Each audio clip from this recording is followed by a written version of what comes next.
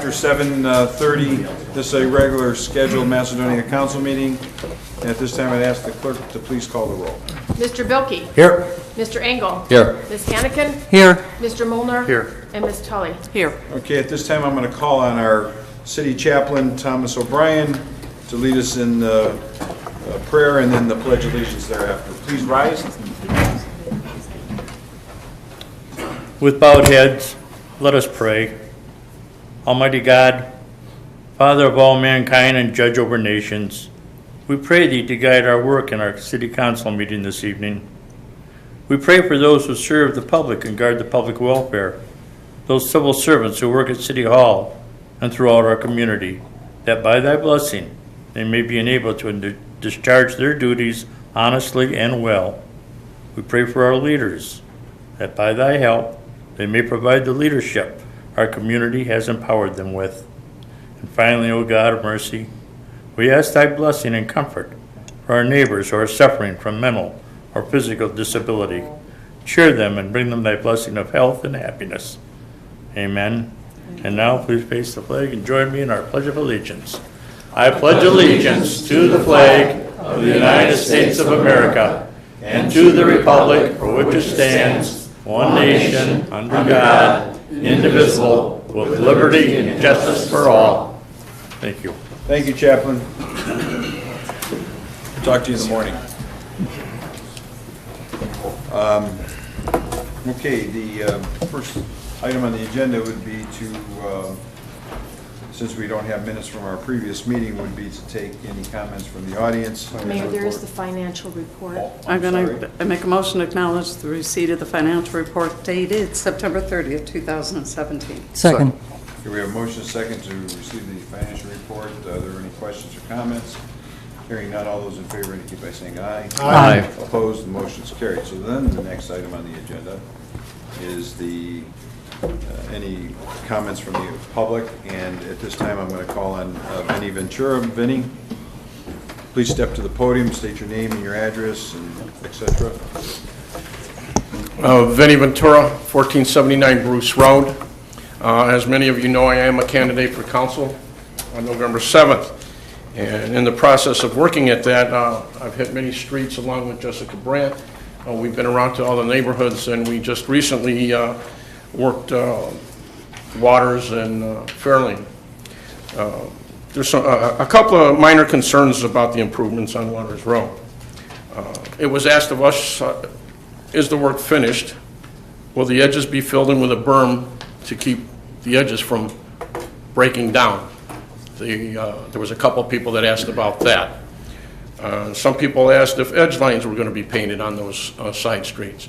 We were asked about that also. Like I said, minor concerns. Jessica expressed to them that she's sure that those issues would be addressed, and as they are and have been on other streets. A lot of people were upset about they were never explained about the cut-in of the apron, so I think maybe on phase 2 that we can communicate that a little better about the cut-ins. They don't understand that completely. You know, they don't realize that there's an area that the city is still responsible for to keep maintained other than cutting of the grass. So in the future for phase 2. You're talking about where the aprons meet the street. Correct. You know, that 18 inches, whatever that is. And well, it's actually more than that.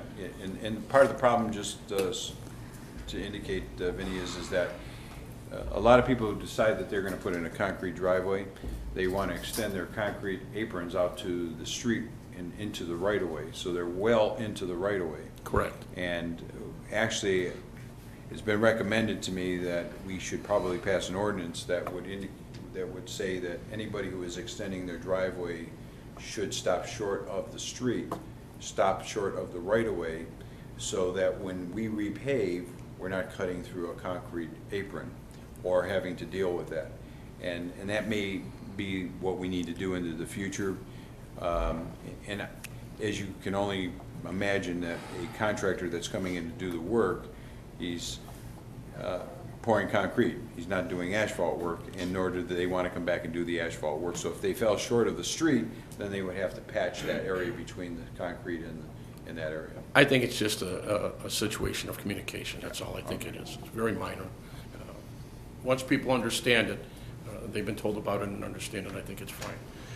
On the most part, overall, the residents of Waters Road are very appreciative of the work that's been done. Believe me when I tell you, everybody is really happy about looking out their front doors and driving home and going to work. One resident stated how polite the workers have been and the respect that was given to her, as she is an elderly resident with lots of questions. I guess they treated her very kindly, answered her questions, and did not belittle her in any way, shape, or form, or walk away from her. She says they were all very nice as they passed by her house. The only negative comment was that there was no advance notice, and that she had to change a doctor appointment because all the machinery was in front of her house when she went to leave, and she didn't think she drove well enough to get past it. So if she would have had prior notice, she would have been able to make other arrangements and change the appointment other than at the last minute. One of the only issues, and I've seen pictures, and it wasn't from the actual resident, there is a resident that lives on the corner, if you want to call it a corner, but this house sits at an angle at Waters and James. And there's a brand new culvert pipe. That road was completely and totally rehabbed and fixed. The problem is that crossover pipe that comes out from underneath, when there was this last heavy rain, one of the neighbors showed me pictures, the water shoots right into the middle of her front yard. I mean, you might as well get a towel and a flipboard and just have a good time there. That's how much water was in her front yard. We told him we would come back and talk to him, ask the city if there's something that can be done to divert that water when it comes out of that pipe so it stays in the area of the culvert. Because it comes shooting out of there and it goes straight. It doesn't go into a culvert until it works its way off the front of her yard. And other than that... Was that a recently placed crossover? Yes, and I went out with the engineer and looked at it. We are going to take care of that. Service department's going to address. We're going to redefine the ditch as much as we can over there. Right. We're going to build the corner up we're going to bank it with dirt to build up and put riprap stone in there to deflect the water so it'll ride down the ditch line and continue down James Lane. And that's all they asked for, and the neighbors were asking that on her behalf. We never talked to her specifically when she... I've talked to her before. Oh, have you? So, yeah, I know that Joe and John both been out there. Okay, well, those were the positives and the very little negatives that were in taking our tour through that neighborhood. Thank you for your time. Thank you. Next is Lauren Eisner. How you doing, Lauren? Good evening. Lauren Eisner, 8460 Vintage Lane, Macedonia. And I'm here to kind of give council an update on June 27th. There was a council meeting, July 27th. And I was unable to attend, but my colleagues spoke. I live in the preserves of Valley View, and we've had a situation where water and mud coming from the Pulte home or Petros home development has more or less damaged our lake. And after that meeting, 3 or 4 council members did come by and looked at the situation, and I think they were pretty much in agreement that we do have a major issue, and we thank you for coming. We worked out an agreement with Greg Modoc from Petros Homes, and I think Greg is trying to be fair and honest on the whole issue, and he said all the dirt that's come in that pond is not from our doing. Actually, it hasn't. It's been an accumulation over the last 10 years, and both the city and the church were made aware of that 4 years ago, and neither did anything about it. When they were developing that land, I think people missed where the water and dirt were entering the channel that entered into our pond through. And after the incident, we showed the city engineer and I think a council member or two where it was coming, and that's when more retention fencing was put up. Okay, so make a long story short, Craig agreed that they would dig a channel roughly 16 to 18 feet wide to open up the lake, and said that we could pay the additional amount to get the job completely done. Okay, so his contractor agreed to do it for an additional $7,500. Both Greg and the contractor verbally gave us that agreement. However, they've never put it in writing. No matter how hard I try, I never can get a signature on any document to say that they will finish the job. After the agreement was signed, Greg thought the job was going to get done this week. After 3 weeks, we agreed to let them do his portion. His contractor said that he could not come up with a backhoe with a long enough arm to go 40 feet out into the lake. He says he's still waiting for that piece of equipment. Joe Gigliotti was on the scene with us one day, and we marked the areas where the dirt was supposed to be put out of the lake onto yards. It was marked with yard paint. Okay, when the contractor came out, he more or less disregarded where that dirt was supposed to be put. He put too much in one yard, not enough in another, said he couldn't get to another area. He has yet to come back and smooth it out, okay? We tried planting some grass, but, it's getting to the point now that it's almost too late to plant. They have to smooth it out. So we're kind of asking for some assistance or help from the city to get this job finalized. There's still dredging to be done, and we'd like to get it completed. The other thing is they did put retention ponds in on the new project, and they seem to be doing the job. The only thing is the rain from the last couple of days is we are getting mud into the lake, and that's through the city sewers because they have covers over the sewer, over the grading in the street where stormwater would go down. So it's coming out into Valley View, going into the city system, which dumps into our lake. So we haven't gotten a lot, but we're still getting some dirt dragging into our pond. And that's basically, I think, the update. And we don't know what you can do, but we'd appreciate. Yeah, Lauren, Yeah. How many weeks ago was it that they had done this work? They did the work, what, 3 weeks ago? About 3 weeks. 3 weeks ago. Okay. And it does take time for the dirt to dry out, okay? Right. Greg came by 4 or 5 days ago, maybe last week, and he agreed that it was at the point where it could be smoothed out. So he indicated though as well that they'd be back to do that work? Yeah, I think he's having a difficult time getting in touch with his subcontractor. But as a part of your agreement between the developer and yourselves, you had some agreement that he would come in and do the work to your satisfaction of their portion of dredging the lake, and then you, as the homeowners association, you're the president of the association? No, I'm just on the board. On the board, that you then would pick up the additional costs, is that my understanding? That's correct. Okay. It was all verbal, though. So you never obviously had a signed agreement, but it was a verbal agreement. That's because his subcontractor flatly refused. I said, hey, come in my house, just sign something that I will get this job done for X number of dollars, and then you can have your legal contract. And he says, I'm not signing anything. So I appreciate what you're saying. Obviously, the city obviously wasn't a part of that negotiations between yourself and the contractor, other than the fact that we, the city, were insistent upon the contractor making you guys whole and getting that dredged out. So that part of it, is that been completed? Not completely. Okay, only because they haven't. Well, only because it hasn't been smoothed and leveled. Okay, so that part of it still needs to be done. And maybe cut it short by maybe 10 feet in my backyard. So we'll contact the contractor or Petro Homes and or Pulte to make sure that part of it is done. And then, was it also agreed that they would do the seeding? No, we assumed that. You assumed the seeding? Okay. We assumed that responsibility. So, All right.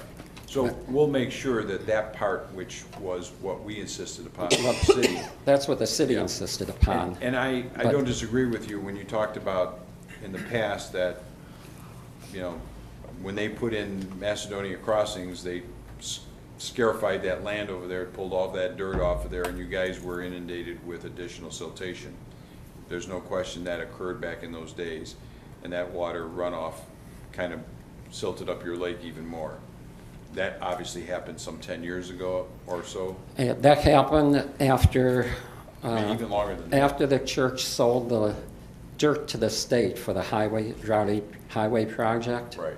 And independent excavating really never seeded the hillside after they scorched it or raped it. Yeah. Yeah. Yeah. And that happened probably, wasn't it around 2002, 2001? I mean, it's been a long time. You may since have a I- better memory than me. I just say 10 years. 10 but, years? It Okay. Well, that could be, would make it it- could be 14 years. I don't know. Okay. Time goes by. Just want to clarify the issue with the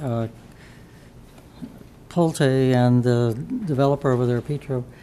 What exactly was the verbal agreement? Let's go through that. What was the verbal agreement they made with you with regard not to the dredging that they said they were responsible for, but for Well, the you see- dredging that was to make the lake back to its A pristine. former condition or Yeah, improved former condition. condition, right. Well, you see, Petro's Homes or Pulte Homes, whichever you want to Yeah, refer them whatever. by, they wanted to get the complete job done. So they went to bat for us, and they convinced this man to do the job for $7,500. And then, you know, Pulte was the first one that, or Petros was the first one that told us, hey, they can do it for that, okay? But no one's holding up to that. So, So- What is so- that? What were they supposed to do? That's what we're asking. Well, originally, they were supposed to do the whole thing at one time. You know, one piece of equipment, dredge the entire lake. I mean, not the entire lake, the entire section. But the contractor said, hey, I can't get that piece of equipment, okay? Now, a member in our community called up Ohio Cat, and they said, do you have this piece of equipment available? And they said, yes. But the contractor says, I don't do business now, with them. they are a subcontractor to To Petros, Petros. Pulte. And so basically, the Petros Pulte was talking to them and saying, do this part and then do this other part, except that the homeowners association is going to pay you for that part. Yeah, it was all supposed to be done at one time. but Right. We were And- going to pay for And- part and. And the Petros dollar amount that he was to do that for was 7,500. 7,500. And now it sounds like he doesn't either want to or believe that he should do it for Yeah, 7,500? it sounds like he feels like I don't want to And do what it. is- I what don't is- want to do it. Well, you know. bottom line, Lauren, he Well- didn't finish the job, and that's where the mayor said he will intercede. Well, we'll intercede from the standpoint of what work was supposed to be done per Right. the city's, Yeah, we from- requested, obviously, that they get in there and dredge it. Well, I And whatever understand. you guys then agreed to, in addition to that, the city's not privy to that, by the way. So we're not a part of what you and the contractor and/or Petro or Pulte agreed to. Our goal and objective is to make sure that whatever siltation built up in there, that they removed it and smoothed it out and reseed it. And we're gonna make sure that they do that. Now, but we're not privy, though, to what your contract or agreement was to do the additional $7,500 worth of work. Yeah, I think the only thing I'm asking you to do, because have communications with Petros, Right. is to say to them, look you did your job, but you also committed to these people that your contractor would do additional work. And can you do anything with him to put a little pressure on him to get him to honor his commitment? Well, let me ask you this, have you paid him yet? No. Don't pay him. Huh?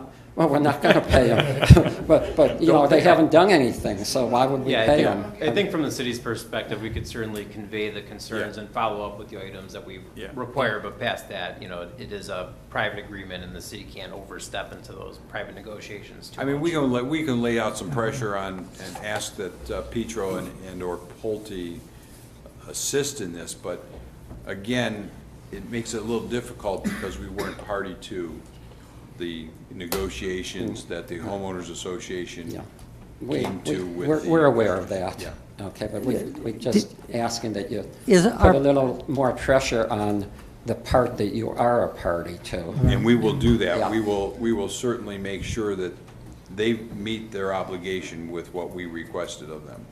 And we feel that they should take care of that. Lauren, Thank you, yes. let me just ask one. So, actually, the discussion was directly with, at the time you were talking about dredging, the discussion was with Petros Pulte, their contractor, they were fully aware of what the contractor was going to be doing, but you were going to pay for. Is that correct? Yes, the contractor, Petros, and they're not saying they didn't say And anything. their subcontractor, Right. and the city engineer were all there at the same time. Everybody was there. Okay, so it's not like it's unknown. It sounds like there was an assumption that there was going to be some kind of compromise. It sounds like it's not done. And I'm not clear why they simply don't, if in fact they had been part of the discussion, why they wouldn't tell the contractor to go ahead and finish whatever the agreement was that everybody Well, made because verbally. the subcontractor says the piece of equipment's unavailable. I mean, Yeah. that's what they've been telling us. I'm not talking about what the subcontractor said. I'm talking about the major developer there. So has this contractor done any part of which you contracted with him to do? Has he done any part of that? Our $7,500 worth? No, So he hasn't done any of that? none of that. Okay. He still has to finish the Okay. Petros portion, All right. too. So, what was he doing for the 7,500? Just so I fully understand. At the mouth of the lake where the city sewer comes in, there was an island of dirt that I'm going to estimate is maybe 40, 50 feet wide and 30 feet deep. And Petros agreed to dig a channel 16 to 18 feet wide along the edge. So the water would go like this out into the pond because the buildup of dirt over the years had blocked the direct route. The siltation So- had kind of just, Yeah, so Felt, yeah. the additional work was going to make it so that the flow of water could go straight into the lake instead of an 18-foot wide channel. And then at the other corner, the subcontractor was going to clean that out too. Lauren, you mentioned that Petro was going to do that. Now, No, was- Petros was going to do the 18 feet wide. I mean, they examined the dirt, they took soil samples, and they said, hey, a lot of this dirt existed, previous. I mean, it was obvious because there are weeds Yeah. growing out there, and he felt that we'll take enough dirt out to compensate for what we think dumped in on July 22nd. Unfortunately, Joe Gelati's not here, who was obviously a part of Who must have heard this stuff? much of the discussion. conversation. But what I'm really trying to understand, Lauren, is that a part of the initial contract, or the agreement, I should say, that the city was involved with, where they were going to dredge the lake, was the siltation of this mounding area that's 50-foot wide and all that. Was that a part of the dredging of the lake? Yeah, I would say so. I mean, I think what happened is they went deeper than they had to. They went 2 to 3 feet deep, and they probably deposited, let's say, 6 inches or 7 inches that day. But when you took the whole area, if you did the mathematics, they probably took out the correct amount of dirt as to what came in, okay? they took out some of the dirt that maybe had accumulated over the last 10 years, but then a little further out, some of the dirt that came in that day is still out there. But on a volume basis, they took out the agreed upon amount. So was any of the work that you're referring to, is that any of the part of the work that you guys were gonna pay for through the $7,500? Yeah. Oh, okay. Yeah. I think, if you don't mind, I think it was more or less, we came to them with, you know, this is what needs to be done, right? And they said, we can't do the whole thing, you know, give us something. And we said, okay, well, we think it's fair, $7,500, we'll let you guys do the work and everybody be happy. Kind of like a car was broken down, Yeah. we're gonna fix the whole car, Right. you're gonna pay for one headlight. Right. Exactly. How about a- That's what I'm getting from that point, from it, right? right. It So sounds wasn't like then, go because do Joe this is or not that. here, so we don't know exactly How what. about the recommendation is that we get together with Joe You're right. G and whomever, one or two or three, with the mayor, discuss, and you're gonna have to be involved, Mark, because it could potentially, if we didn't meet a contract that was agreed upon. Well, yeah, the contract will still be between the two private parties, but yeah, we can certainly. But I mean, I'm but there more than was happy to bring agreements Greg from us. Modick in Right. Yeah. and sit him down and say, hey, Greg, what's going on here? Why can't we get this, you know? Yeah, because what is it that you haven't done that you should be doing Well, that we requested? I you to think do? Greg is a pretty honorable person. Like, he wants to get it done.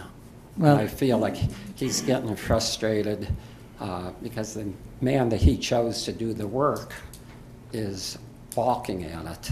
Okay. You And know. I think that's where a Well, if he meeting hasn't would be been able to. paid, then throw him off the job. and Well, I get don't, somebody else. he hasn't been paid by the Preserves of Valley View. That's I my don't know point. what Petros Well, is I'm paying sure him. that they're not gonna pay him until they are satisfied Right, that I the job's agree. been done. Yeah, that I'm not But privy I to think their at least we could finances. understand what the agreement was for the city part with the developers, your agreement with the developers, and then just give them a little nudge, even though it's not our agreement. We got to be careful because homeowners associations can make agreements that we're not truly legally involved. So we've got to be careful when we get into that. But I think with having Joe G there, maybe on Monday, if Joe's in, Well, I the understand. Joes and you guys get together and really sit down and say, this is what was, we all saw it beforehand. What did it do and where is it at? Well, I understand the city's point of view, but, you know, I don't want to have us assess members of the association $500 or $300 per family to get the job done when it's. When the original agreement is they do it Yeah. for 7,500. I understand, so Okay. But I that's think why what they're the mayor saying is will we're host- going to go ahead and have a discussion. Joe Gelati knows what actually was discussed. Yeah, the mayor will host it, that's Right. the administration That's of fine. you guys. Okay. Yeah. Okay? Thank you. Thank you, Lauren. Thank you. I appreciate it, thank you very much. Thank you. Francis, Joe Hamilton, how are you? Good. This is Joe Hamilton. Who the hell is this? Okay. Good evening. My name is Frances Jo Hamilton. My address is 2499 River Road. I live in Delaware, Ohio. I'm here to just talk to you a little bit about the Main Street program. I'd been asked to come and just sort of go over what it is that we do. So I'm the Director of Revitalization for Heritage Ohio. I've been in my position now at the state level for a little over a year, and we run the Main Street program for the state of Ohio. So we operate under the National Trust for Historic Preservation and the National Main Street Center to oversee the state's Main Street programs, and we do grassroots revitalization efforts in small communities. So we operate from a 4-point approach. We look at design and aesthetics in downtowns or in cores of communities to create a place where people want to be, places where folks can gather and the community can sort of begin to reconvene. We also focus on business enhancement, so very intentional business retention, expansion, and recruitment efforts in small towns. We kind of oversee the community a little bit more like a mall manager would, even though we're dealing with multiple building owners, multiple business owners, and really try to take advantage of the assets that we have in the community already, but then being more intentional about about recruiting outside businesses or asking our businesses that are here to expand in our own community. And then we also focus on organization, putting together a community-based organization that really reflects your community. So bringing around the table community members, somebody from the city, somebody from the library, somebody from the school system, the hospital. We really want to put together that board or group of stakeholders that are really going to grab a hold of revitalization in your community and be an adequate reflection of that. And we also, you know, that particular portion of the organization focuses on budgeting and raising funds to actually do the work that we do. And then we also focus on promotions, which is trying to retrain people to come back to your core. Where do people gather? When I live in this community and I want to go someplace where everybody knows me already, or where all my friends might be, then where is that, and what does that look like? Sort of retraining the humans to come back to the central core. Just a little snippet about my background. I started in 1999 as a volunteer in Delaware, Ohio, when we started our Main Street program at that time. They asked me to do some walking tours and sort of start to try to endear the community members to their downtown again. And at that particular point, we were at 45% vacancy. The businesses that we did have were suffering and were in dilapidated buildings that we were flushing toilets with buckets of water and running extension cords, and there were a lot of problems in our downtown core at that particular time, and nobody was coming there anymore. So here we are all these years later from that beginning point in 1999. I was hired as the executive director there in 2007 and worked there as their executive director for almost 10 years. And now we're at 98% occupancy in the downtown. Most of our second and third stories have been filled. We're at 2/3 occupancy on second and third story. And every Friday is jam-packed. We went from having 3 restaurants to having 22 independently owned restaurants in 9 square blocks. So the Main Street program can help facilitate that sort of grassroots effort that can really pull your community back together. So I'm happy to take any questions that you might have for me. Yeah, Francis, is your organization a 401c? We are a 501c3 501c3, with okay. Heritage Ohio. Yes, we are. We focus on advocacy, so the state historic tax credit, those kinds of things. We really focus a lot on advocacy. We focus on historic preservation, which is Frank Quinn. He's my counterpart in the preservation realm. And then we focus on revitalization. So, and yes, we operate as a 501c3. We do receive grant funding at the state level, and then all of our locally run programs are 501c3s as well. They're their own standing entity, and really Heritage Ohio just provides that ongoing support to those communities. We have 2 different levels of communities. So we have emerging communities that come in at a downtown affiliate level, which means that we sort of help them get started. We can begin from, just a small handful of people that are interested in implementing the program and help you, build that board of directors, fill your table with the appropriate people. We do, in most communities, perform a downtown assessment resource team visit, which means that 4 of my team members will come into your community for 2 days. We spend a lot of time here with stakeholders, those people that I said that we want around the table, to really talk about, what are the needs what are your successes? What are the things that you hope nobody sees when they come to town? And how can we, how can we all sort of work together to create a better product for the community? And then we have our full Main Street level. So right now we have 23 full Main Street communities. I have 29 communities at the downtown affiliate level that are trying to emerge to that greater level.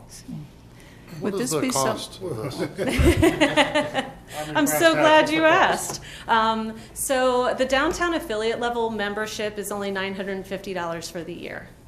So the downtown assessment resource team visit is a $5,000 visit.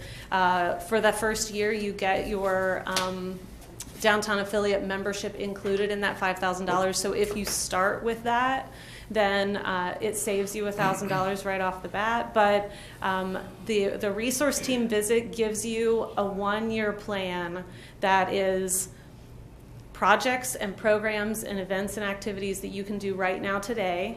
I call them press release worthy activities, things that you can do to start implementing the program now, but also looking at least a year into the future to help get the whole program set up so that it's successful organizationally. And then beyond that, your downtown affiliate membership is $950. Our full Main Street communities, the requirements are a lot higher because we're in contract with the National Trust on that, and we have to hold them to a certain standard. So those communities receive a half-day evaluation every year. They are required to have a paid staff person. They're required to turn in work plans to us and revitalization statistics. We're counting how many jobs are you creating, what are the reinvestment dollars. I mean, in the years that Delaware was in that program, our investment was close to $80 million. So and tracking those numbers means that your city's getting return on investment for any money that they're putting into the program, and so is any other contributors to the program. But the dues for the full Main Street programs are $4,950 a year. Are you aware of what we've done in the past regarding kind of what you're talking about? Have you done any research in our community of where we're at with that? I've looked a little bit, and I've talked to a couple of your community members, but I'm happy to. Well, we had a future growth committee of I which just Mr. talked to her Doki. before the meeting, Yeah. yeah. And that was, So I'll you know, make sure she gets a copy of it that has exactly what you're talking about, putting in a downtown area. We kind of mapped out what we thought, but it's always nice to have a professional eye. It's just a bunch of people in the community. And do you that only put it do together. cities, or do you also consider, I'm trying to think outside just our community, because we really are 5 communities. We've talked about how can we make sure that what happens here flows over to Sagamore, flows over to Northville Center. I mean, we're all one school system. Well, She's willing to work with us, though. I think, actually, I'm kind of interested in the products that come out of this planning that you do, the assessment you do originally. It sounds like you're putting together maybe a team of partners who would be involved in evaluating the plan or receiving and evaluating what you're doing. So is there is it a lay down like a development plan? What kind of thing is it? It's more grassroots than that. So this is Okay. really going to bring the community back into the fold. I see what you're saying. Okay. I'll give you a great example. I looked and saw one of them's Lakewood. Anyone Yes. familiar with Lakewood? It really was taking a nosedive. If you go over to Lakewood now, it's the in place to move. The restaurants are in, the stores are in. They're taking, even though it's pretty contentious, Lakewood Hospital to make a new development. That's a great example. And you also have the downtown Gateway Center in Yes. Cleveland. Right. I mean, those are some pretty prime examples of things that have been rejuvenated into rebirth. Sure. And I know Lakewood, that's where I was born, so we were over there, and it's just, you sit there and you're just amazed at how much is done. Do we still have the Future Growth Committee that we could maybe have them get together with her and Yeah, we haven't, take it we that way? haven't met in a while, but I think after we got done our report, we were going to reconvene. Yeah, I think it'd be appropriate if you reconvene Perfect. and work And that- with that- her, actually, and that the was- committee, have all the committee. Sure. So you have, I mean, that was the next step, Yeah. was more or less getting because that report was just more than just a downtown area, it had other Right. things, but if we could just focus on a group of people that are interested in doing it Right. and bringing them in. This is something And that I think am that committee very is perfect interested in. because that was their whole thought of how can we bring the small community back to a livelihood. There's a lot of down with the chair, so. I think that what we're looking at here is trying to get some professional planning perspective on things. And I gather that's what you're offering? In a way, yes. So most of the communities that I go into have stacks and stacks of plans That haven't right? been implemented, yeah. Okay. So, and that's why with the downtown assessment resource team visit that we do, Yes. we put together that 1-year plan, and then I come back after 30 days and actually give that stakeholder group that plan. I But see. then you have that affiliate level membership included, which means that I'm knocking on your door I see. saying, Okay. where are you? How, what have you implemented? Do you need assistance with anything? It offers a whole list of assistance. As, for instance, a community that's embarking on that plan could actually call upon me and I could come and do a half-day board training for the new board of directors. I see. Those are the kinds of things that I see a lot of communities when they're implementing plans. It's like, here's this plan, and then the person who put together the plan is not really here Isn't helping there, you. right. Right. It's, Francis, I really would like to thank you for coming in, and I'm sure that the Future Growth Committee will make contact with you and Very good. sit down with you, but thank you for coming in and sharing all this with us. Of course, of course. And are you driving back to Delaware this evening? I am. Oh, drive careful. I will. And I'll leave a few of my cards. Okay, thank you. At the podium. At the Appreciate Thanks, it. thanks for coming in. Thank you. We'll talk to you soon. Thanks for Thank you. Be with those people. Kathy Loya?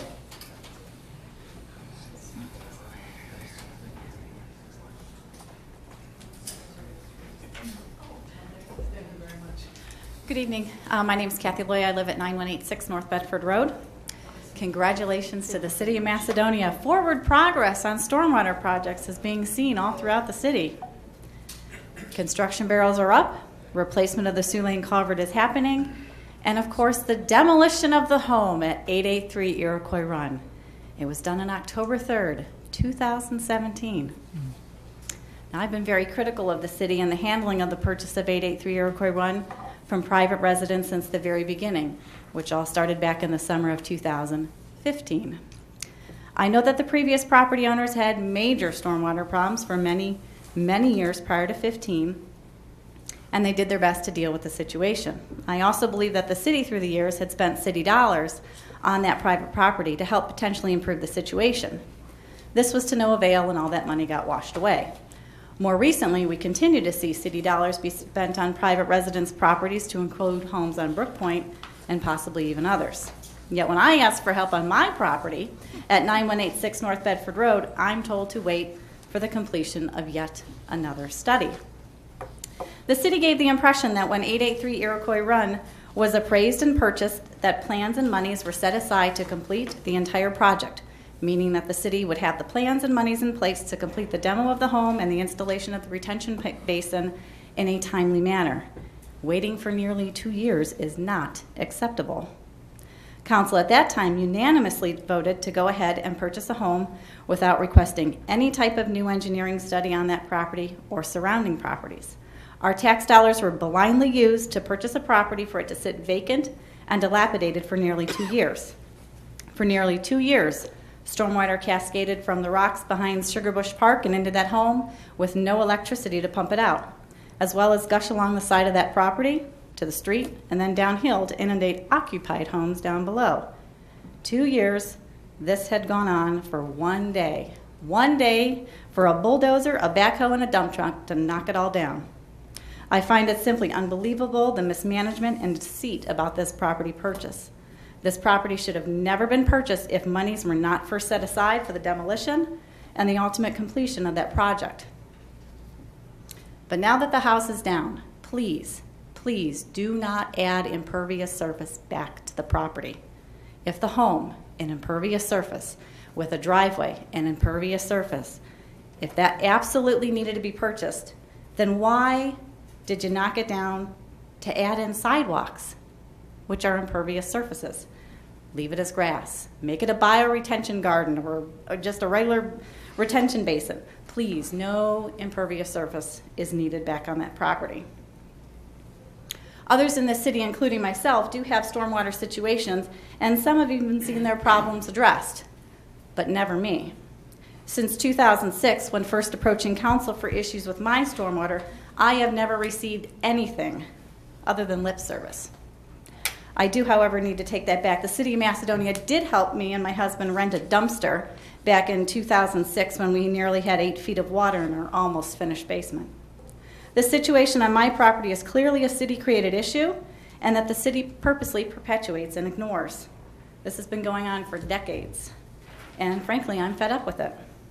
I've asked council on numerous occasions, just like the property owners of 883 Iroquois Run, for the purchase of my property at 9186 North Bedford Road because of our stormwater problem. My husband's even asked back in 2011. Precedent was set in 2015 for the city of Macedonia to purchase private property from an individual resident because they asked for it.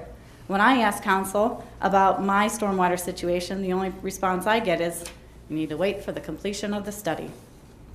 Well, in 2015, I was told to wait for the $50,000 unanimously approved GPD study, and that study was done in January of 16, but that study has been simply disregarded.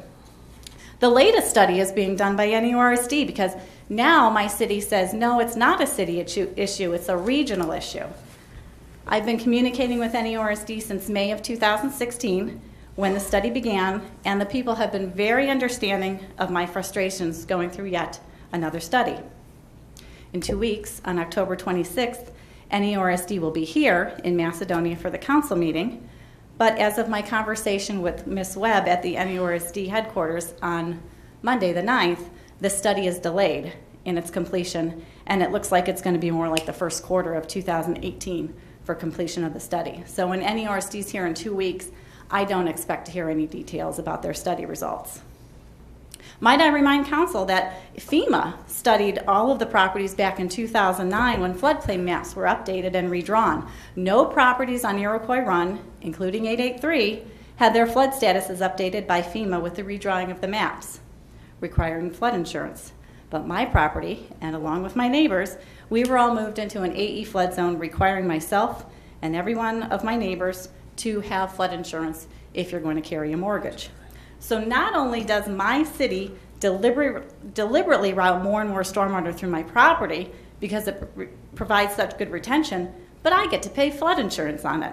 So again, as I've asked in the past, how can a public entity purposely route stormwater onto private property and accept no responsibility for the issues that it creates, including my annual bill from FEMA? So congratulations on moving forward with some stormwater projects. But can you please turn your attention to mine? It's not going to go away. It's never going to go away. I've been patiently waiting. So no more talk about studies, waiting for studies, waiting to hear what's going to happen in the study. I want some action. Thank you for your time. Okay, no other comments. We'll move on to the first item on the agenda, which I believe... 91. 91, ordinance number 91. Mayor, I offer ordinance 91 for its first, second, and third reading by title only. Second. Do we have a motion and a second? Are there any questions? Hearing none, all those in favor indicate by saying aye. Aye. Opposed, the motion is carried. An ordinance confirming the appointment by the mayor of Thomas Grifko to the position of part-time corrections officer. Further reading? I move that we pass and post according to law ordinance 91, 2017. Second. Okay, we have a motion and a second. Are there any questions? Hearing none, all those in favor indicate by saying aye. Aye. Opposed, the motion is carried. Next item on the agenda is ordinance number 92. I was going to offer this for first, second, and third reading, but I understand that there are some people who have questions on the money. I assume you did not read the attachment that was I did. provided that told I did. us where the money was going to be spent, where it was coming from. Right. Did you read that? I did. And you still have questions? I still have Okay. questions. It's pretty clear. And unless Here's there's... what I'm going to do. I'm going to offer it for first reading. by title only, ordinance number 92, 2017. We have a finance meeting coming up next Thursday. We will take the time from that finance meeting to discuss this so it can be passed at the following meeting. An ordinance amending ordinance number 19, 2017, relative to the annual appropriations for additional expenditures of the City of Macedonia for the period January 1, 2017 to December 31st, 2017. Okay, thank you. Are there any other motions or other legislative actions by council? Okay, hearing none. Correspondences, Josephine, do you have any? I have none other than what we discussed. Mayor's report, I just have a few things that I'd like to talk about. I'm going to leave one of the first one, which I'll let Kevin talk about in his committee report, or just as any new business. I want to talk about this regional letter that we had sent out to the various communities. I need to talk about this for just a moment here. When I first took office back in 2015, one of the first things that I thought that would be important for our community as well as the communities around us is to talk about how we could come together and save taxpayer money. How can we share equipment, manpower, and other administrative and or physical labor type things that may be needed throughout the Nordonia Hills area. And I invited all of the communities to come to the table, and we sat down and we started talking. I think that at that time it was when we then made the decision that, hey, look at the joining of our fire department and Macedonia taking over a consolidated fire department may be a good thing. And actually it has proved out to be an excellent thing. It's fantastic. So just recently, again, I have been talking with our neighboring communities, that is Northfield Center, Northfield Village, and Sagamore, and I sent out a letter, and I'm going to read the letter because it's important that I read it, because there was some social media on this issue today, and I thought that it's important that I talk about it. Basically, I said, "Dear fellow elected officials, as a follow-up to our June 8th, 2017 meeting regarding regionalization of services, etc., I would like to propose your participation in a feasibility assessment study. The study is a tool to assist us in evaluating consolidation of resources within the Nordonia Hills area, the pros and the cons of various services, and what the savings would be to the communities. As we are all aware, the continuous federal and state cutbacks to local communities, we as leaders are faced with financial challenges. We can no longer stand alone. Standing together, we are stronger. Our success story from a fire regionalization standpoint is only the beginning as we begin to explore cost effectiveness in other areas. Pursuing consortium efforts on every level may allow us more opportunities for Issue 2 eligibility, CDBG grant funding, and possible funding from other sources. I have attached for your review 3 feasibility studies proposals. I would like to discuss these proposals in a leadership brainstorming session. I have scheduled a meeting for Tuesday, October 17th at 3 o'clock, and hope that the representatives from each community will be in attendance in seeking your input. And I look forward to hearing from you, et cetera, et cetera. Mm-hmm. So today, there was something published in by Northfield Center trustee Busher that came out stating that there was a letter that was sent from Northfield Center and from Northfield Village, which I never received. So we have an article here saying that they're not interested in participating with the City of Macedonia in trying to save their taxpayers money. And by the way, Rich Revelle called me, who is one of the trustees in Northfield Center, said that he was not invited to such a decision process making that was done between Busher, and Romanek. They just arbitrarily violated the Sunshine Law and met and made a decision on behalf of their community, which I think is ludicrous. And then yet I have to open up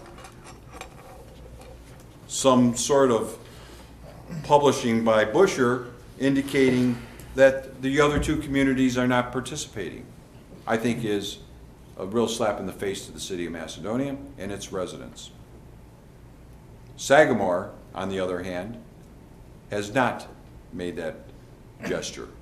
In fact, Sagamore and Macedonia are still talking about ways that we can collaborate together and save money for the northern Summit County communities.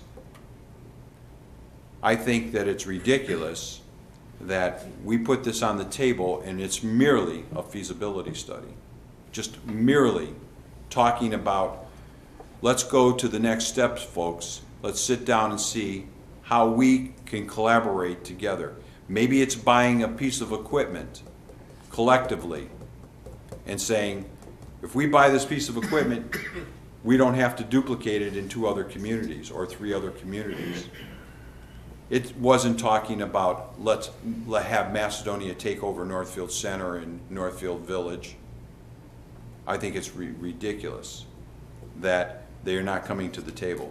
And yes, I'm being very, very harsh right now because I'm very upset because we made an offer to them to come to the table to just merely speak under a feasibility, and this to me becomes very political in nature.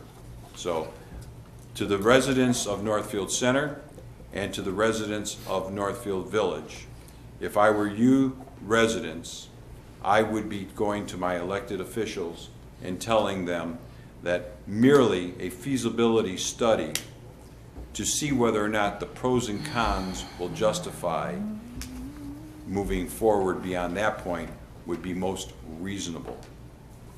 And to just flatly say, we're not interested, then fine. You're not interested, so be it. But the way it was handled is very upsetting to me and to our community. In that to get notification that they're not interested, it's published in a social media site, as opposed to sending a letter to the mayor of the city stating that we're not interested. Late today, I got a letter from Northfield Center, and nor have I ever received any letter from Northfield Village. So I want to make it very, very clear that Macedonia is willing to work with our neighboring communities as we have. And we're going to continue to work with Sagamore. And we're going to continue to collaborate. I've talked to the mayor of Twinsburg about us collaborating with them and buying pieces of equipment and seeing how we could work together. Because we can't stand alone into the future. We're not an island. We can't exist by ourselves. With the governor taking $650,000 annually from our budget for the last 5 years, we can't stand alone. Taking away our inheritance tax, we can't stand alone. That's a big cut in our budget. Taking away our powers of oil and gas wells, our building codes. The state legislature has just deteriorated the home rule at the local level. And that means that folks into the future, they're digging into your pocket. Our state legislature is digging into your pocket every time they pass a new law. They do it because they don't think anybody's watching. We're watching, I'm watching, and I see what they're doing to us. And these communities around us, you may be fat and sassy right now because you got a little bit of money, but you're an island, and you're not going to exist into the future.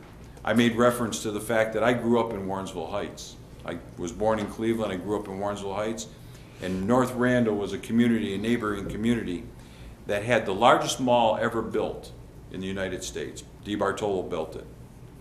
They were fat and sassy for a long time over there. Look at it today. Are they fat and sassy anymore? Do they have the money coming in? No. So that, just because you got a little bit of money coming in, don't think that you're going to stand by yourself into the future. You can't. It's just impossible. This is something I had preached 25 years ago, 30 years ago. And I'm just a little bit upset, by the way, just because of how we received information stating that they were not they were not coming to the meeting and they were not going to join in the feasibility study.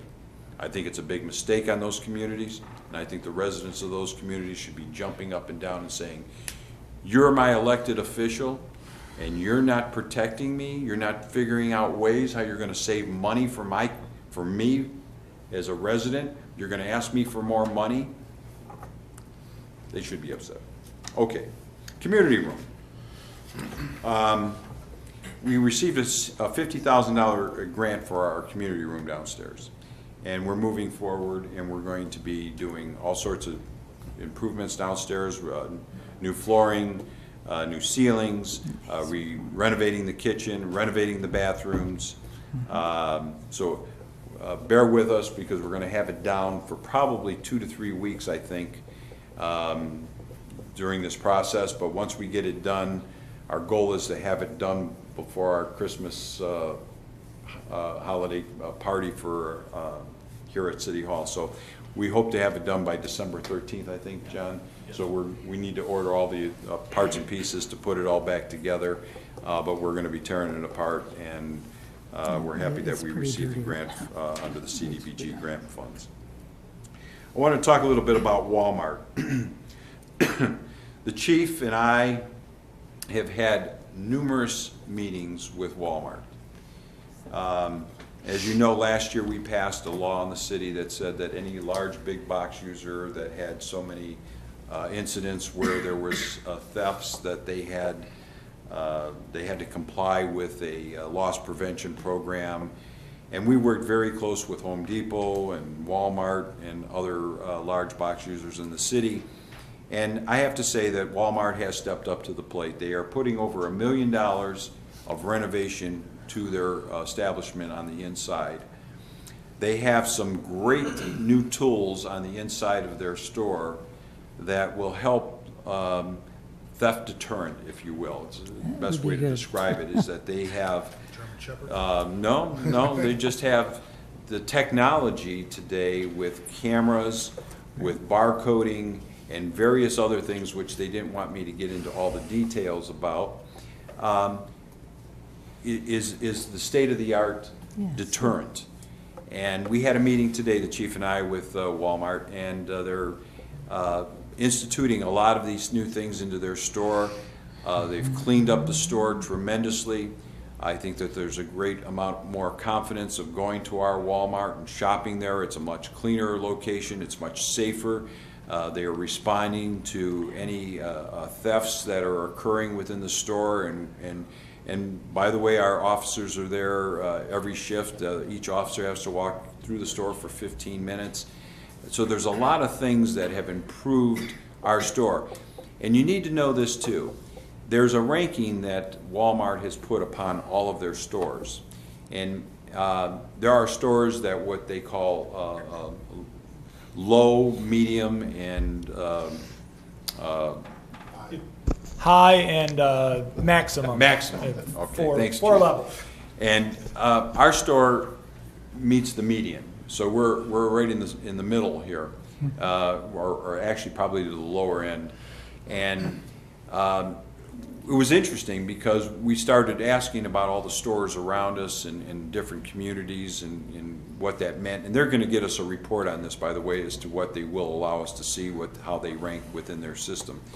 But our store isn't really all that bad when we compare it to other communities and other stores where they're at high or extra high, if you will, or whatever they want to call that top end. And we have seen there has been a great curtailment since we have put this loss prevention program in place. So we're seeing that there's less activity there, and I think there's going to be much more I shouldn't say much more, I should probably say there's going to be less activity due to the fact of this new technology that they're putting into the store. So I'm excited about it. They're having a grand opening on the 27th. I believe it's Friday, the 27th at 7 o'clock in the morning. Right. Yes, Friday. 7 a.m. Yeah. October 27th. So we're kind of excited about it. It's going to be, it's basically under new management as well. So, and also, one other thing is that the regional manager for the district is going to be stationed at that location, which means then that every day he's going to be in that store and making sure that it meets, you know, a certain level and criteria. So I'm excited about that. Recreation Center, and I just want to talk about the Recreation Center and the new locker rooms that we're going to be putting in. And again, I'm going to emphasize this, is that there was some residual dollars left over from after we paid off the final debt on the building, which amounted to about $1.2 million, that has to go back into the rec center. So you can't use the money for anywhere else in the city. It has to be used for the rec center. So we are in the process of getting the plans developed so that we can build new locker rooms for the women's room and the men's room, and then putting in a huge family changing area within the facility, along with buying all sorts of new equipment for the facility. So we're working up all those numbers right now. I'm hoping that we can get this started, maybe even late yet this year. Once the plans are developed, we'll get in there and we'll start digging the footers. And we're going to do this in-house for the most part. The city will act as its own GC. That way we can save money, get a bigger bang for our buck, as we did when we built this building, which, by the way, came under budget. And when we built that facility, that rec center, it was under budget. And I'm proud to say, because I was a part of doing that, and the city saved a lot of money back in those days. And so use me as you can, since I'm here, to help do that. Now I'll try to get that done. Longwood Park, we have completed the cameras in Longwood Park. We now have cameras that are out into the park area. We have the manor house that's under surveillance now. We have the barns that are under surveillance. We have the playground area under surveillance, and we can see all the way back into where the lake is in the back there. Now that that is completed, we are going to focus our attention over to Sugarbush Park, and we are going to get some cameras put into Sugarbush. Our problem has been with Sugarbush is that we don't have cable up there or any other communication ability, but our IT director, Patrick, has thoughts about how we can communicate back and forth from there. So getting cameras in will be the next focus point of getting that done. We also want to camera the area over at 883 Iroquois, so that we can watch the little retention area and all of that, because we have a lot of kids that are coming over the cliff area on the backside, right, and the residents have expressed a concern about how they hang their feet over, and they're worried about them falling off. So we're going to do some signage up there, and we're going to do whatever we can to make it a little safer condition. We can't make it 100%. You know, it's like living in Montana and living in the mountains. You fall off the mountain, you're dead, you know, so, or you fall down the bottom, you know, or whatever. But, I mean, you can't make everybody safe, you know what I'm saying? Is, we'll try the best we can. Yeah, don't do something stupid and then you won't get hurt. And again, you know, to Kathy's comment about Sugarbush, or I should say 883 Iroquois. Given that, you know, this is like an extension off of Sugarbush, it really is. It's going to be our park property. It's going to be city-owned. Right. We wanted to create an amenity there for a neighborhood amenity. I mean, people that live up and through there, they should have a place where they can walk around, a little park area. And so we are putting in a sidewalk area. That's part of the plan. We're going to do that. We have a grant for it. So we are putting in the sidewalk. Now, the impervious, we're taking the driveway out. So we're taking out all the other impervious areas that are on the site. We're going to put a fence in, and it's going to be mainly landscaped. We're going to irrigate it, we're going to light it, and we're going to camera it.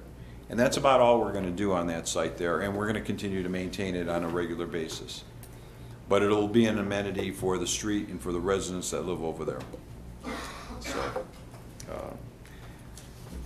I guess I've blown my horn enough, and so we can move on. Is there any committee reports? I have one on the Finance Committee, just a reminder that our first finance meeting, as Chair of the Finance Committee, we have called one to have a meeting on the 19th, next Thursday, to begin the 2018 budget. We will be talking about, now we'll real quick go through the resolution that's on the table, but we will also then go through the current status of the city financially, and then we'll be talking about, from the department heads, their request for their operating funds. This is how we've done it for the past 2 years. It's worked very well. And they come to us. We could say to them, here's $1, go plow the street. And then they're going to come to us and say, I want to plow the streets, but it's going to be like 10 times that. So it's working with the people who know their departments inside out for what they need to be able to operate appropriately. The first departments up will probably be the police, finance, IT, and some of the other smaller ones. We're saving the ones who really we talk a lot about, service, in the second meeting. So we have a meeting on the 19th at 6 o'clock, then followed in the 2nd of November, the 16th of November, and then the December 7th. So mark your calendars. Thank you, Kevin, for replying. You also have November 16th. Pardon me? You made 4. Right. You didn't announce. 19th, 2nd, 16th, and 7th. Thank you. And Any they're on here if you have an agenda. Any other committee reports? Okay, department reports. John? Thank you, Mayor. I'm going to cut mine a little short because I will be giving 2 reports tonight on the engineering side on the engineer side as well. Senior resident applications for our senior program are still coming in. We don't have a final count as of yet, but you'll be happy to know we do have a gutter cleaning contractor already set up to go. We're looking possibly in November, depending on how the leaves fall. We're going to keep an eye on the weather change and how much comes down before he actually goes out. He is locked in and ready to go. Next Monday, or this coming Monday on the 16th, starts our leaf collection. This is our bread and butter, if you will, our busiest time for the service department, because it's an all-hands-on-deck event where everyone in the service department is utilized. We're going to start with 2 machines first, one on the south end and one on the north end, because piles are generally light right now. And with any luck, we'll get a week or 2 lull in between further droppings. We can continue other work, such as spot patching. Once the leaves begin to get heavier, we will run our 3rd crew. And like I mentioned before, at last council meeting, we are dividing the city into 3 different sections this year, trying something different to maintain certain areas instead of bouncing all around town. So we're going to try and stay 3 concentrated areas and see if that can get us through the city faster than we have in the past. And on the engineering side, to speak of Mr. Ventura's public comments, the asphalt top coating is completed on Laurel, Roseland, Barkdale, Skyland, South Skyland, Waters, and Summer Road. Berming material will be placed next, and then the lines will follow. We generally tell people when they call our service office, how do we know when the roads are done? When you see paint on them, and they'll be finished, and that will be happening. Currently, spot repairs are being completed right now throughout the city, part of the road program, and 23 catch basins have been repaired so far through the road program as well. Sioux Lane update, the construction has begun. Had a little problem today with the water department finding a valve that they can actually shut off. This happens when you have infrastructure that's, how many years old is that? Some of the lines might date back to when we used to have our own water system, even, I believe. There was 80 homes, I believe, were affected today with a valve that broke as their attempt to shut off. They did repair around 337. Was this up by Highland Homes? What's that? I'm sorry? Where was this at? This is Sioux. This is at Sioux. Oh, Sioux. Okay. They were trying to find a water shut off, and they had to keep working themselves out of the zone, and ended up finding one up at Iroquois and Shepherd Hills Boulevard, and that one broke on them. And they were able to repair, and water has been restored. And the 271 sound wall has been completed by the ramp, and that's all I have for both departments. Yeah, John, just to elaborate a little bit more about the leaf collection, we obviously had a meeting this morning. Yeah, I want to make it very clear to our residents that, you know, our crews are out picking up leaves, and you know, we have scheduled dates to be through neighborhoods, and you need to get them out to the curb.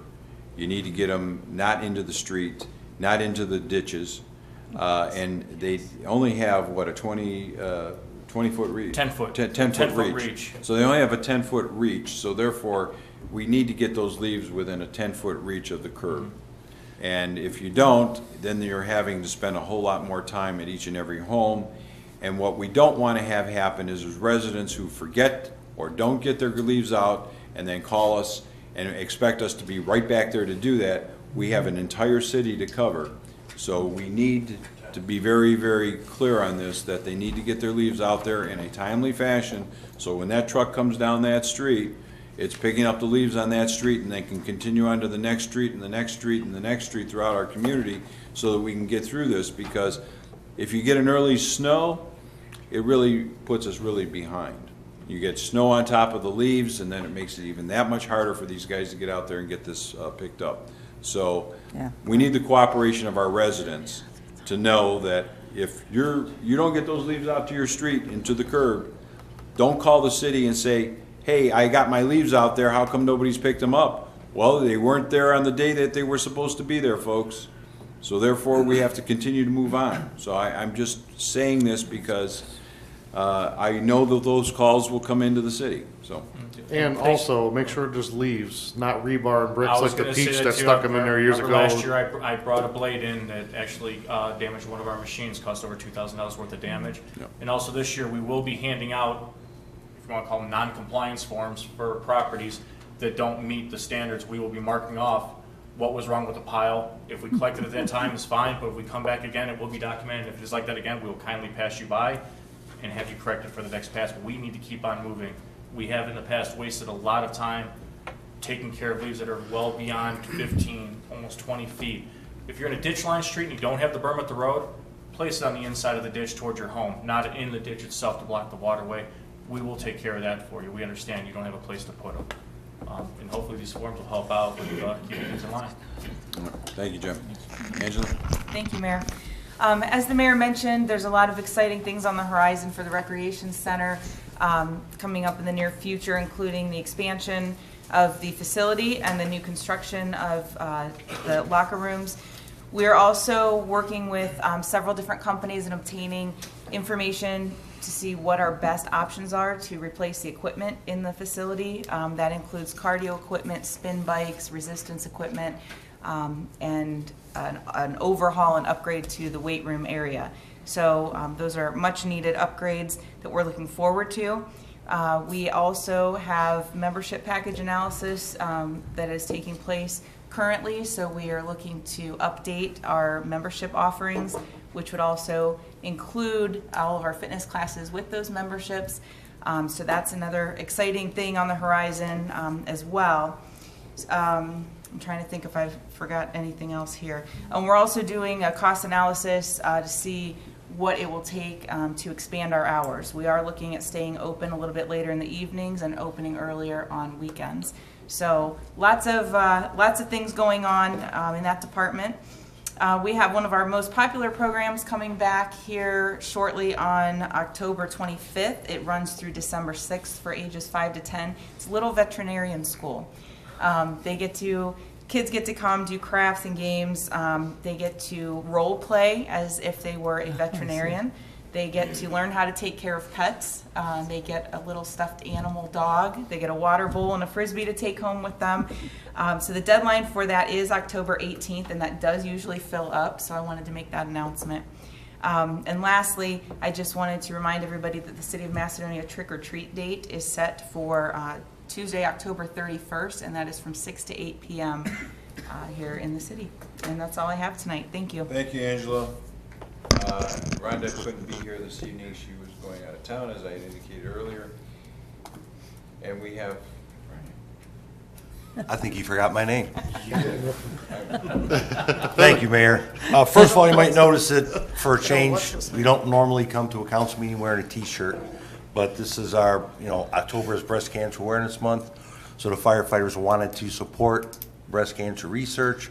So for the month of October, you will see them running around with their pink Macedonia fire across the back and a pink logo on the left chest, just to explain that. To go along with Trick or Treat, October 29th, Sunday at Station 1 here from 4 to 6 is our annual Halloween party that actually for history lesson began in 1966. The cider was provided by Fru Long from his orchard at Longwood Park, and the students at Macedonia Elementary made the posters that were hung around town. So It's always a very successful event. We look forward to seeing you all there. Now, how could I forget somebody's name that has got a history that goes back that far? Hey, thank you, Captain Ripley. Thank you, Nick. No problem. I have two things, Mayor. We haven't mentioned it in a while. Nixle, Nixle. It's a service that we provide free to the residents. It alerts residents to traffic issues, traffic signals that may be out, missing persons, or even water main breaks. Today, we had a water main issue, and I guess the contractor had to shut off some water to about 75 homes here in town, and City Hall got numerous phone calls about that. We sent a Nixle alert out, and a lot of people weren't aware of Nixle when we asked them. So very simple to do. You can go to nixle.com, that's Nixle.com, and sign up that way, and basically you'll get a notification on your smartphone text message. For those who do not have a text message, or I'm sorry, a smartphone, you can sign up and get emails. So you have several options to receive those. So you can go right to Nixle.com, or you can go to the city's website, and I believe we have a link on the city's website to take you there. Secondly, Mayor, I want to read a statement I have here. Recently, I was made aware that Rita Darrow, a candidate for Macedonia Council, used a picture of the two of us in a campaign ad that was displayed on several internet sites. This picture was taken several years ago at E.J. Thomas Hall at a Nordonia high school graduation ceremony. Not recently, as she would have you believe. Next to the picture of us was written, "I support our safety forces." Ms. Darrow did not have my permission or the city's to use this picture in her campaign ad, and has been advised to cease and desist accordingly. Because of Ms. Darrow's unauthorized and improper use of that picture of me in uniform, next to her words, "I support our safety forces," her distributing this without authorization to several places on the internet, and I saw another one today, and the entire message being a complete distortion of facts at best, a response is necessary. This campaign ad is misleading and a lie. I want to be clear. Despite what Ms. Darrow is trying to portray with this picture, I do not support her in any way, shape, or form. In fact, Ms. Darrow has refused to speak to me for several years now, since the city police department charged a person close to her. In addition, as a result of that incident, Ms. Darrow called my officers liars. And to make matters worse, and I have a copy for anybody who wants to see a Facebook post that she made, Rita Darrow Jackson. She replied on Facebook, and I quote her, "I told my friends and family, if I am headed out of this world in Macedonia, do not call 911, I'd rather die. Now that is sad as a resident here." End quote. No, in my experience, Rita Darrow does not support the safety forces. This was demonstrated when she was on council by her actions and her words. Her campaign ad is just another lie, this time to garner votes. This is the same Rita Darrow that was voted off council by the residents several years ago because of the lies and infighting and controversy. I sat during numerous council meetings and witnessed firsthand Ms. Darrow, Ms. Hannikin, and other members of council attempt to paralyze this city and bring it to a halt, which would have been devastating to our safety forces, who are simply trying to protect and serve our community. This is just one of the reasons every city union unanimously refused to endorse her the last time she ran for council, and still refuses to endorse her today. That's all I have, Mayor. Thank you. Mark? Yeah, just to add a little bit to the chief's, law department did send out a cease and desist letter to Ms. Darrow. Not only was it misrepresentative, as the chief indicated, but the use of the chief's image and likeness is equivalent to using the city seal. So that's why that letter went out. Other than that, I'll just add, in regard to the consolidation, that's something that the state had historically supported, but I learned just recently the grant funding that used to be available has since been pulled which is consistent with their actions as of late. Well, they're driving us to regionalism, and it's funny that they pull the funding at the same time. Right, right. Interesting. Yeah, interesting. It used to be $25,000 per applicant. Yeah. annually, so. Okay, is there any other reports, unfinished business? I guess it's unfinished new business. So last year, we talked a lot about the coyotes around Macedonia town, and they've been pretty silent this year and haven't heard too much. But just to make sure, so a dog was attacked in Gardens of Highland 2 weeks ago. So just make sure you keep your dogs on the leash. If you see a coyote, step towards it. I know it's easy for me to say and not to do, but they are skittish and they need to know who's in charge. And if you go towards it, it usually runs off. If you have to shout at it, bang a pan, whatever, make sure. But you know, just the biggest thing is to keep your dog on a leash and close to you.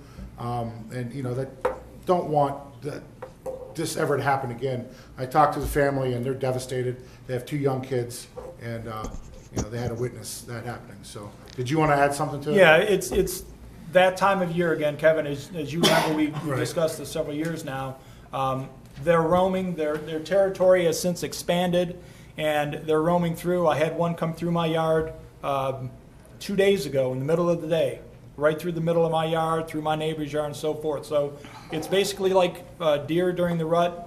You see a lot of car versus deer accidents now because they're out and they're moving around. They're not confined to their small home area. So this time of year, probably until, and the weather kind of dictates, but December-ish, Kevin, from what we learned, they're going to be out and about. They're going to be all over. As Kevin said, move towards them, make a lot of noise, let them know you are in charge, and that will make them run away.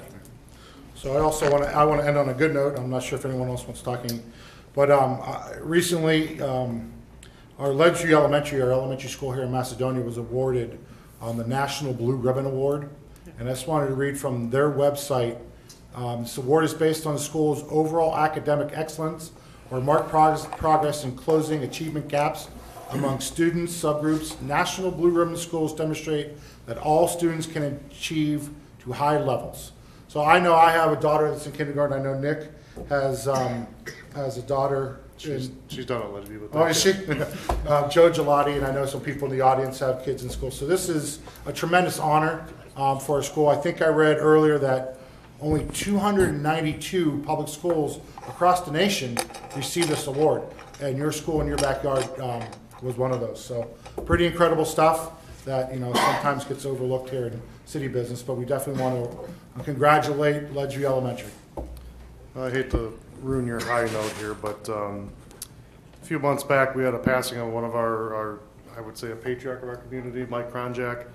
Recently his granddaughter passed away, Leslie Kronjak, and it's very upsetting to me because in high school she was a friend and she really loved a good buddy of mine, and you know I want to celebrate her life, but when she saw my friend Taylor, she lit up like Christmas, and Leslie was special, and she was someone that, you know, kind of brightened my day. So if you could take a moment and a remembrance for her.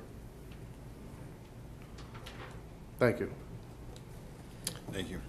I wanted to just say one thing about, I'm really pleased to hear about cameras being expanded to Sugar Bush, because as you know, that's one thing that I was advocating in the past year. And I think it's important that we improve the safety in all these areas, so I appreciate that we're doing that. Can I ask how the lights came on the post out front? Those are absolute. Oh, The little lights those at the are park. solar lights. I figured there were solar lights. We tried them as an experiment, and we did it actually in Rolling Hills was the first community we did it in. And they looked so nice that we said, let's just start popping them up everywhere. So They look very nice. Is there thought of putting some up at the rec center where the sidewalk is? Yeah. 'Cause and people park in that one spot that's not really a parking spot, you know, that has the ramp. It'd be a way to be able to let them know this is for We're looking to handicap. replace the signage at the rec center, the same as what we've done here at City Hall with the white vinyl and incorporating the solar I caps think on they're top great. as well. I was They impressed. do really look good, and they do highlight, yeah. Thank you. Okay, motion to adjourn? Motion to adjourn? Second. Motion seconded, all those in favor indicate by saying aye. Aye. Opposed, motion is carried. Thank you all for coming, drive careful.